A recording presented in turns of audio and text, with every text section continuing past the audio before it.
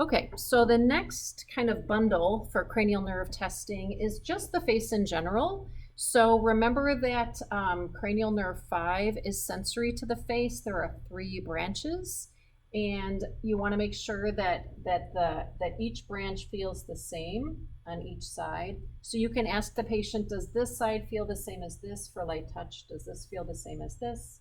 Does this feel the same as that? If you're trying to look for a mild sensory change, a lot of times they'll know because they're washing their face, and they'll be aware of a change in sensation. That cranial nerve also innervates the muscles of mastication. So when we go to look at the mouth and ask them to open their mouth, say ah, stick out their tongue, we can look at jaw opening at that point and get a feel for whether there's an asymmetry in pterygoids or some of the muscles of mastication. If you needed to palpate them, you could ask them to clench their teeth and get masseter, and then palpate for temporalis up as well. But again, you're just looking for, it's kind of a gross assessment of symmetry, which again will kind of spill over into asking them to open their mouth.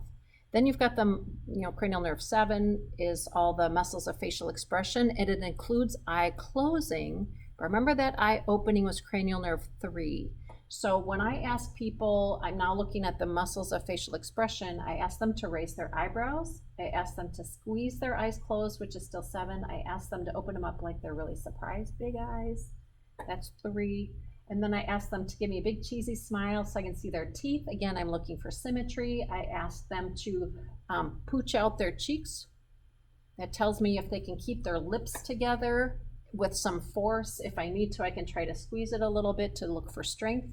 If somebody seems to have some facial weakness for 7, like they've got a little bit of Bell's palsy, I'll ask them to squeeze their eyes closed and don't let me pull them open. And you can open the eye a little bit if there's a weak muscle. So again, if somebody may have a little mild Bell's palsy, that's a way to look for that as well. So that is kind of getting at sensory to the face, the muscles around the face, and then the last thing I was going to do was look at oral motor things in particular, and that'll be the next video.